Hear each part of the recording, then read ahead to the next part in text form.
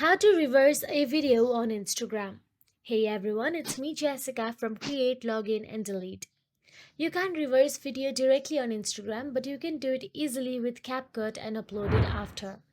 So here is how to do so. First of all, make sure that you have downloaded the CapCut app on your device and now simply open the CapCut on your mobile device. Now, once inside the CapCut, you can simply tap on the new project and choose the video or reel you want to reverse, or simply tap on any previous projects. So here I have chose my video. So now once you are inside the video, tap on the video timeline. Make sure to tap on it. Now scroll the tools menu at the bottom.